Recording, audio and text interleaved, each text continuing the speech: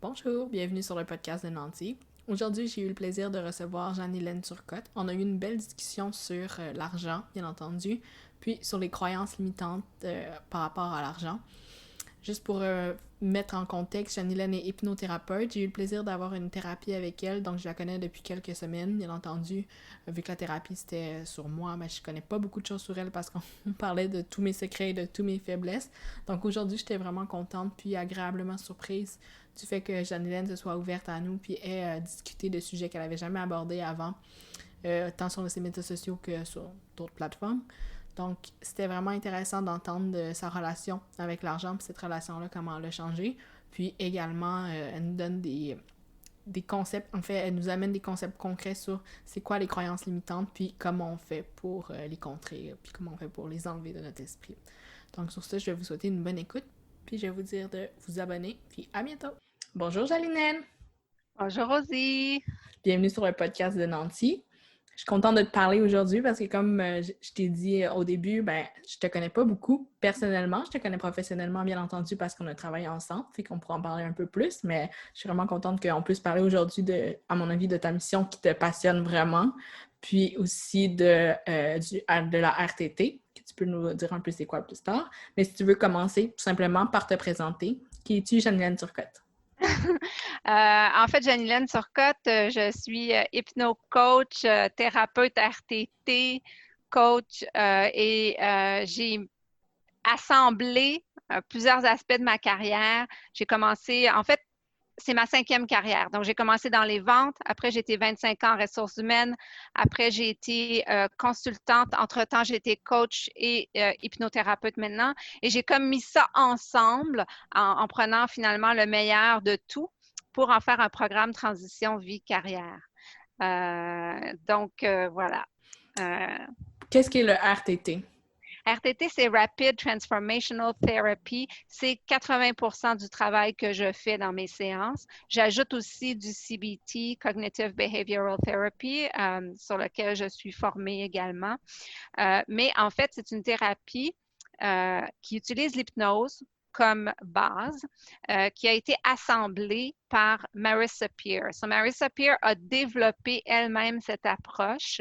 J'ai été formée par elle à Los Angeles et cette approche est unique parce que dans une séance, en fait, on fait les 3 étapes thérapeutiques, c'est-à-dire trouver la cause des croyances, comment les croyances se sont ancrées dans notre inconscient pour être capable de les voir. Ensuite, on les défait, on les déconstruit, on les regarde pour ce qu'elles sont, juste des croyances. Et par la suite, comme tu le sais, on reprogramme. En fait, on installe une nouvelle version d'une croyance utile, d'une croyance qui va nous aider à aller vers où on veut aller. Ma mission, c'est d'aider les gens à ne pas fuir, mais à aller vers où ils veulent aller et à débloquer vraiment ce qu'il y a, ce qui les empêche d'avancer, ce qui les empêche de se réaliser. Puis on parle de rapide. Est-ce que tu pourrais donner un nombre de séances, un temps? Je sais que ça varie pour plusieurs selon les personnes, mais qu'est-ce que ça veut dire rapide? Rapide, c'est entre 3 et 5 séances pour un enjeu précis.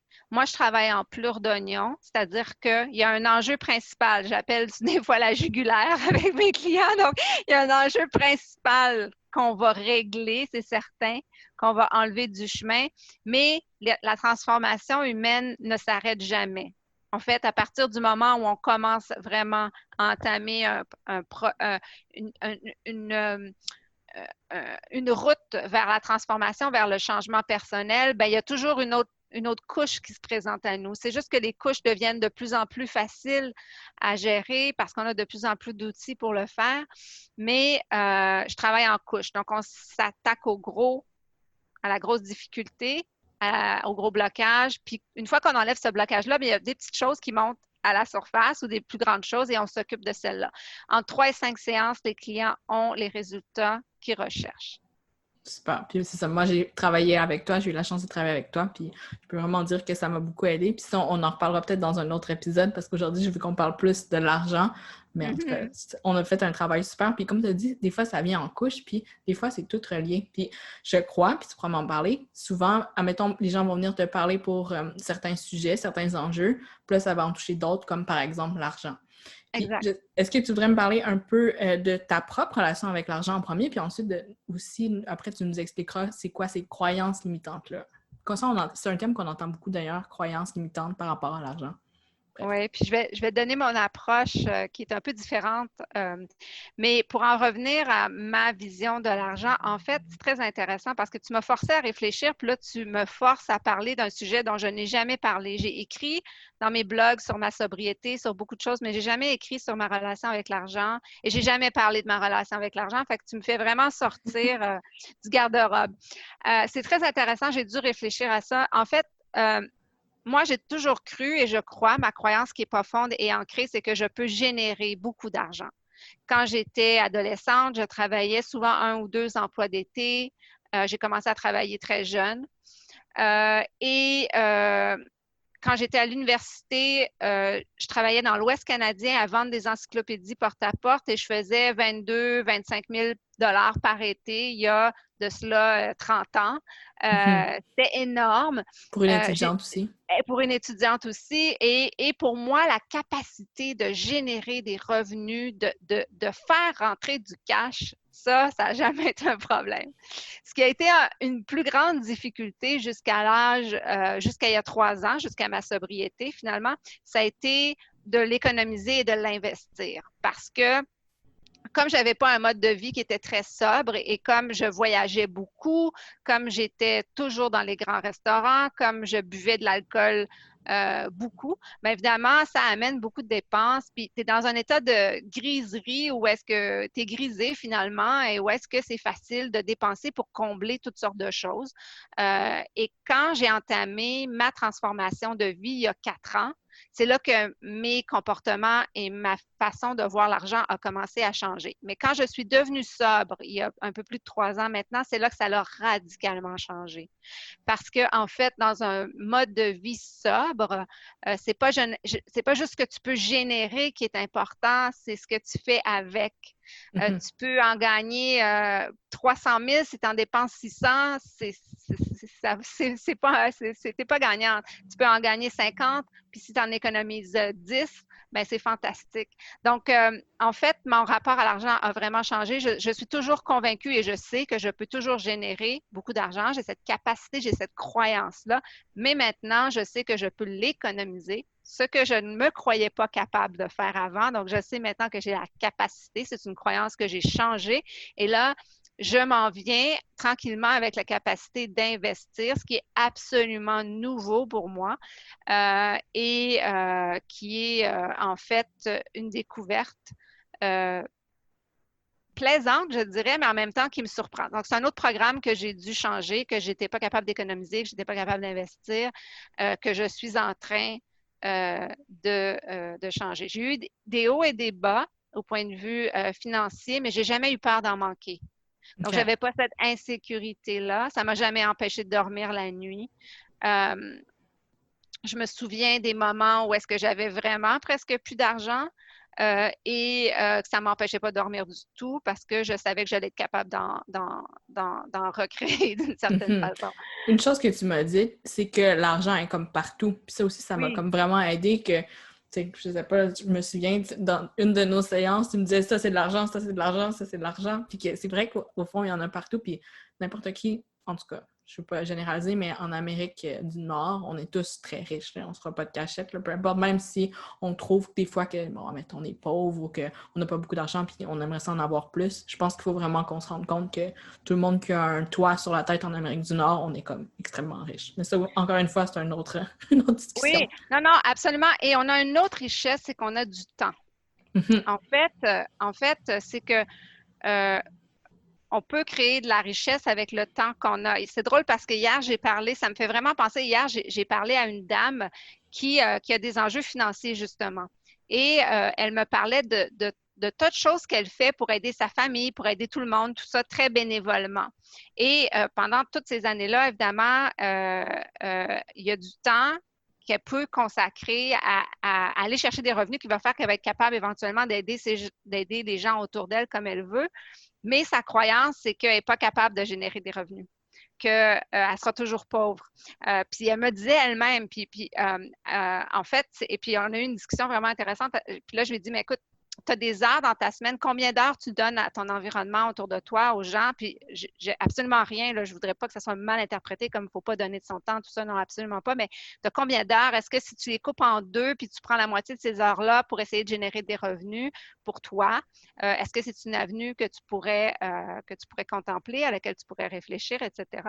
Et donc, on a du temps aussi, ce qui est quelque chose de... C'est une richesse. Exactement, c'est une richesse. Puis on peut décider avec ce temps-là de se reposer, d'aller voir nos amis, de travailler. On peut décider, en fait, avec le temps qu'on a, comment on l'alloue, ce qu'on fait avec, finalement. Oui, c'est vrai. Puis, juste pour revenir sur ta relation avec l'argent, tu disais que toi, une de tes croyances, c'était que tu étais capable de générer. Est-ce que tu sais d'où est-ce qu'elle vient, cette croyance-là? Je pense que j'ai commencé à travailler très jeune. Donc, et je pense que mes parents nous ont donné un héritage fantastique qui était celui de croire et de dire oui à tout ce qu'on voulait faire. Mes parents, si je leur disais plus tard, je veux faire telle chose ou demain, je veux faire telle chose, c'était toujours oui, mais il faut que tu fasses les démarches. Exemple, je veux aller prendre un cours de tennis, pas de problème, mais il faut que tu ailles t'inscrire. Puis nous, on va te donner les sous. Donc, il y avait toujours quelque chose à faire. Une action à faire. Donc, je pense que ça m'a mis dans l'action très tôt. Je pense que ça m'a aidé à acquérir cette croyance, de sorte que quand j'ai voulu aller travailler rapidement, mes parents ne se sont pas du tout opposés, sont même venus nous porter, nous ont conduits au travail, etc. Donc, ils ont été vraiment très collaborateurs. Puis, il n'y avait jamais de dénigrement, au contraire, beaucoup d'intérêt pour le travail qu'on faisait, nous posaient beaucoup de questions, étaient intéressés à ce qu'on faisait. Donc, je pense que ça a sûrement aidé. Puis de ce que j'entends, c'est que pour toi, dans le fond, l'argent puis le travail, c'était comme vraiment une source comme de motivation. Puis ça t'a toujours vraiment drivé. Puis je pense que c'est ça qui t'avait drivé dans ta carrière quand tu travaillais en ressources humaines. Je sais que là, aujourd'hui, tu travailles plus là-dedans. Fait qu'il y a eu un changement. Est-ce que tu dirais que ta relation avec l'argent aussi a changé dans le sens que peut-être qu'avant, ton but, c'était d'en avoir vraiment beaucoup. Puis là, maintenant, c'est peut-être d'en avoir moins, mais ou d'avoir ce que tu as besoin? En fait, mon but, c'était pas d'en avoir beaucoup. Mon but, c'était d'en avoir assez pour vivre une vie intéressante. À l'époque, pour moi, une vie intéressante, c'était de voyager, c'était d'aller dans les très bons restaurants, c'était de boire des très grands crus. C'était un peu ça, ma vie d'avant la sobriété. Donc, pour moi, c'était d'en avoir assez. Puis, il y avait un chiffre en tête. Je me souviens, il y avait à un moment donné dans ta vie, tu passes un certain salaire, après, tu as un autre certain salaire. Puis le rapport à l'argent, à partir du moment où tu deviens entrepreneur, c'est plus du tout la même chose non plus. Parce que là, tu n'as plus un chèque de paie qui rentre à chaque 2 semaines, que tu sais le montant que ça va être et que tu as l'impression que ça va être là pour toujours. Que là, en fait, tu es entrepreneur et que là, tu as ton entreprise et qu'il faut que tu gères l'argent de façon, en fait, totalement différente que tu la gères quand tu es employé avec un salaire qui rentre à chaque semaine. Donc, je dirais que c'est comme ça, mais j'étais plus ambitieuse au niveau du titre, j'étais plus ambitieuse au niveau des tâches que j'allais faire, de l'étendue de ce que j'allais faire en entreprise. J'aimais le monde corporatif vraiment parce que je m'identifiais à ça.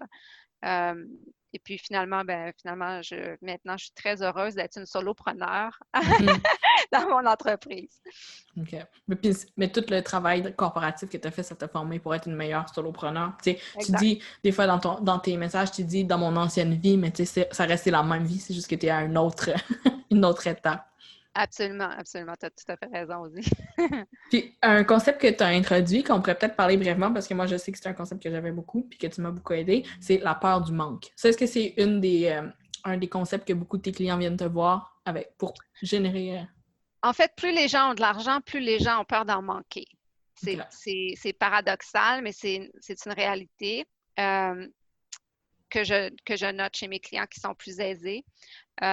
L'anxiété de le perdre, parce que c'est souvent lié à l'identité. Donc, si je perds mon argent, qui je suis finalement, puis là, On s'entend que c'est pas tout le monde qui s'identifie, mais plusieurs personnes qui ont l'anxiété de le perdre s'identifient à ça.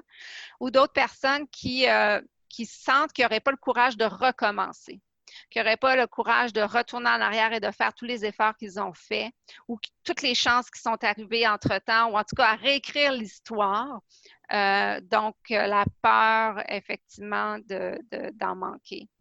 Il y a plusieurs croyances attachées à ça, puis plusieurs façons que ça puisse cristalliser dans l'enfance. Mais notamment les enfants qui se sont fait beaucoup reprocher les dépenses familiales. Exemple, là, j'ai une fille qui avait toujours les vêtements, en fait, de ses sœurs, etc., qui était la dernière, qui avait toujours les vêtements de ses sœurs, puis si jamais ses parents achetaient quelque chose de nouveau pour elle, ils lui reprochaient vraiment.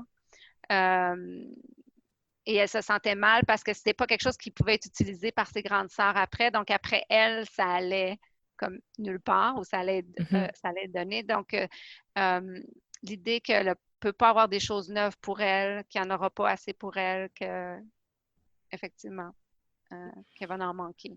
Maintenant, je suis bonne pour comme déceler les croyances, mais là, on voit clairement que c'est comme des croyances que ses parents avaient qui ont comme donné. Exact. Je me sens comme une bonne élève. Ben oui, hein? Mais justement, est-ce que tu peux nous parler un peu plus des croyances limitantes, des limiting beliefs qu'on entend beaucoup parler par rapport à l'argent, mais je pense que ça a le rapport à toutes les sphères de nos vies, parce que justement par rapport des fois au I am enough, est-ce que je suis assez, le syndrome de l'imposteur, c'est quoi les limiting beliefs? En fait, il y a trois familles de croyances par rapport à l'argent, puis il y a trois façons de les acquérir. Donc, si on commence par la façon de les acquérir, il y a le message, effectivement, qu'on a reçu d'un parent ou de quelqu'un qui était en autorité. L'enfant qui demande à sa mère, maman, à quoi ça sert l'argent? Et la maman qui dit, ben, ça sert à se nourrir, puis à avoir un toit, puis après ça, c'est des problèmes. Mais ça, c'est une cliente qui est venue me voir, qui n'arrivait jamais à avoir plus que son minimum. Elle n'arrivait jamais à avoir plus que payer son loyer ou son épicerie, etc. Après ça, elle n'arrivait pas à économiser. On a défait cette croyance-là. Elle n'arrivait pas à générer plus que ça. Ensuite, on a celle de l'événement. Donc, une cliente qui vient me voir parce qu'elle fait de l'argent, elle n'a plus d'argent, elle fait de l'argent, elle dépense son argent, elle fait de l'argent, elle dépense son argent. Et ça, c'est son cycle de vie. Elle est fin cinquantaine. Elle doit économiser pour sa retraite et elle se rend compte qu'elle n'a plus l'énergie pour refaire tout ce cycle-là. Et la première scène qu'on a, en fait, elle a un emploi d'été, elle a économisé beaucoup d'argent pendant son été qu'elle a mis dans un porte-monnaie. Elle a perdu son porte-monnaie, quelqu'un a trouvé le porte-monnaie, a retourné le porte-monnaie par la poste sans l'argent. Le message qu'elle a intériorisé, c'est quand tu as de l'argent, il vaut mieux le dépenser parce que tu pourrais le perdre. Donc, toute sa vie, gagner de l'argent à dépenser, gagner de l'argent à dépenser, jusqu'à ce qu'elle voit cette croyance ancrée dans elle et qu'on a pu éventuellement, assez rapidement, finalement, la changer. Et les autres croyances, l'autre façon d'acquérir la croyance, c'est justement lié à ces croyances de base. Donc, je ne suis pas assez, je n'ai pas de valeur, je n'ai pas assez de valeur, je ne le mérite pas. Donc, ça, c'est dans toute la famille de je ne suis pas assez, je ne suis pas adéquate. L'autre famille, c'est en fait, c'est pas disponible pour moi. Et ça, c'est une des grandes, je dirais que c'est une des plus grandes, des plus communes. C'est pas disponible pour moi. Juste pour les autres. Oui. La fille, justement, qui avait les vêtements de ses sœurs, ben, c'est les choses neuves, l'aisance, c'est disponible pour mes sœurs, mais c'est pas disponible pour moi. C'est pas moi, j'ai pas accès à ça. Moi, j'ai pas accès. Moi, je croyais que j'avais pas accès à économiser, que j'avais pas cette capacité-là, que je n'étais pas capable de faire ça.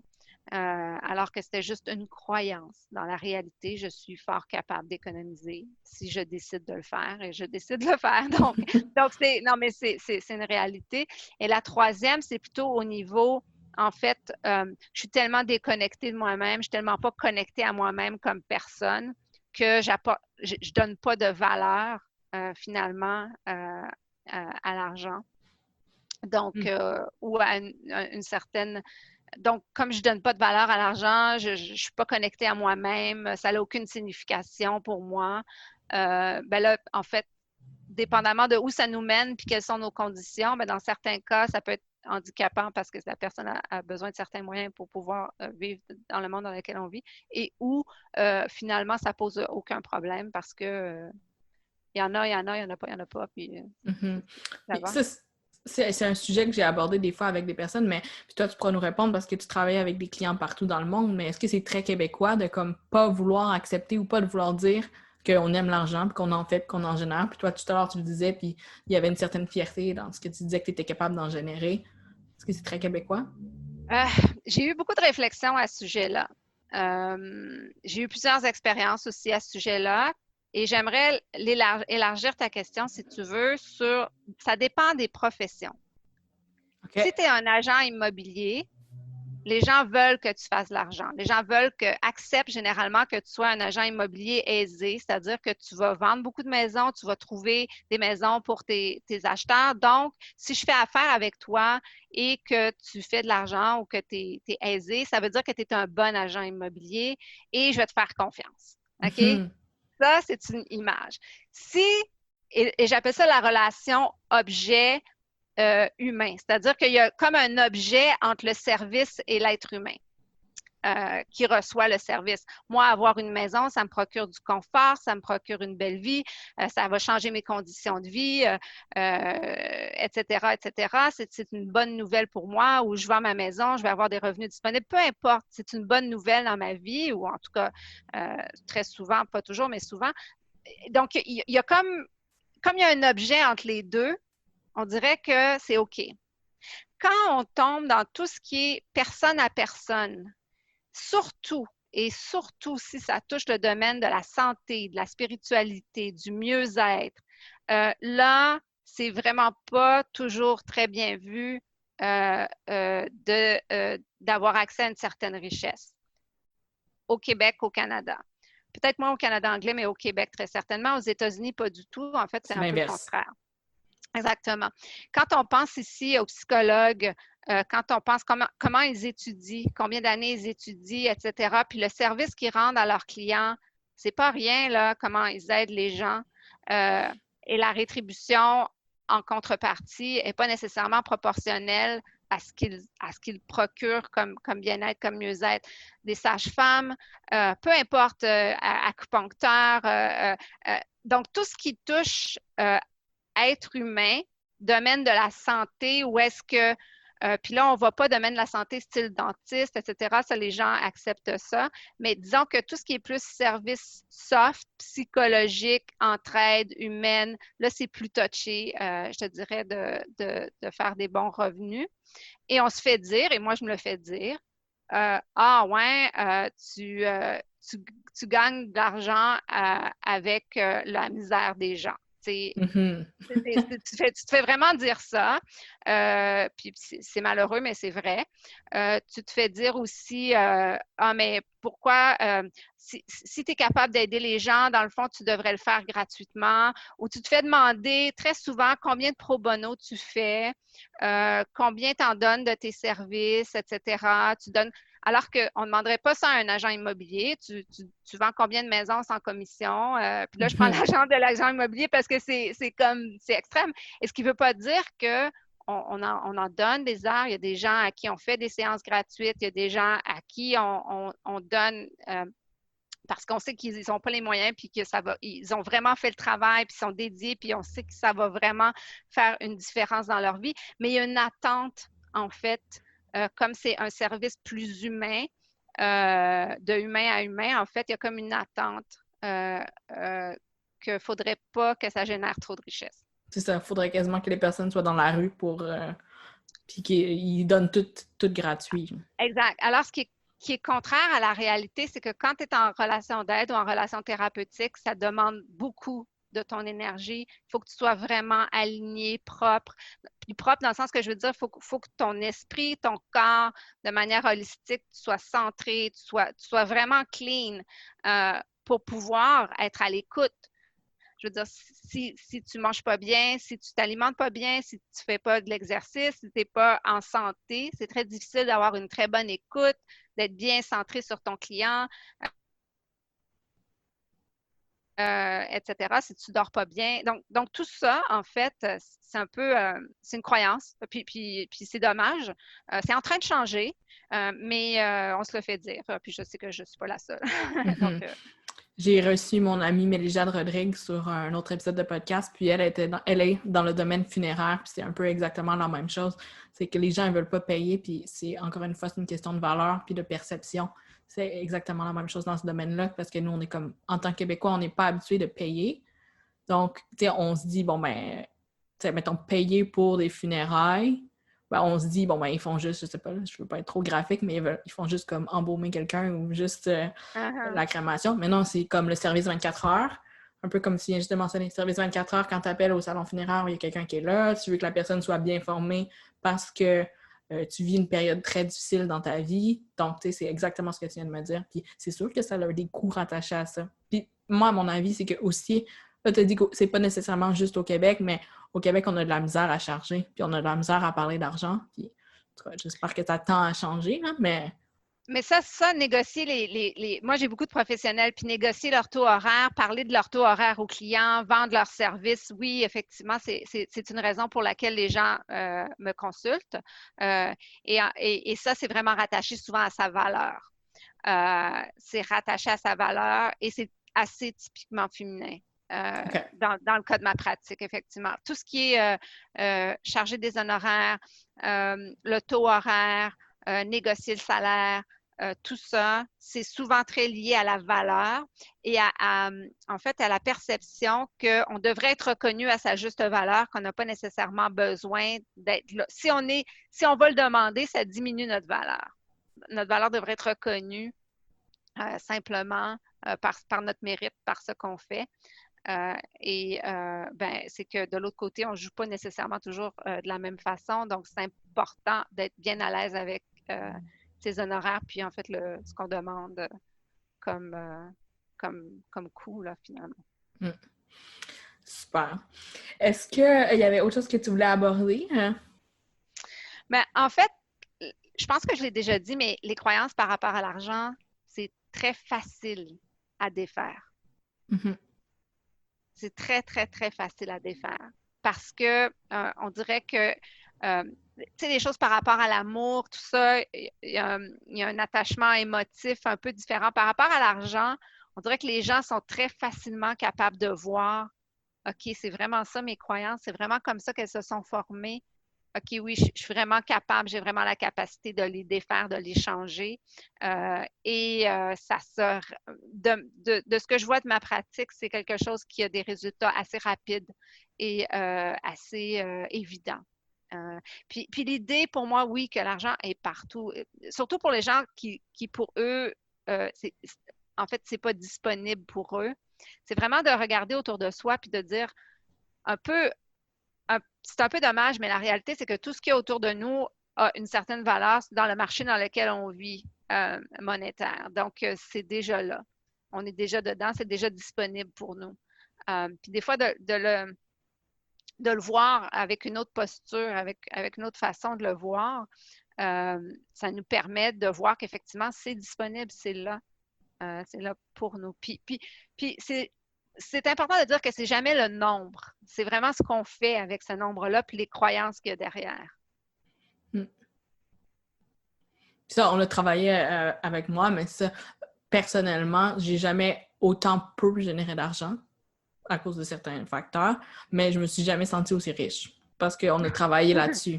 Puis je pense vraiment que ça, c'est pas tant le nombre. Puis aussi, un autre concept qu'on pourra peut-être parler, mais c'est pas comme le chiffre que tu as dans ton compte de banque qui fait ton nombre de valeurs, par exemple. Exact. Ta valeur n'est pas associée, ta valeur à toi n'est pas associée à ton compte en banque, ni à ce que tu génères, ni à ce que tu économises, ni à ce que tu investis. À partir du moment où c'est clair pour toi que ta valeur, c'est ta valeur, elle est intrinsèquement là et elle ne fluctue pas, ni en fonction d'être validé, d'être invalidé, ni en fonction d'être apprécié, pas apprécié, ni en fonction de générer des revenus ou de ne pas en générer. En fait, tout ça, c'est accessoire. La valeur que tu as comme personne, elle ne change pas, elle ne fluctue pas en fonction des conditions extérieures ou du regard que posent les autres sur toi ou que tu poses sur toi-même.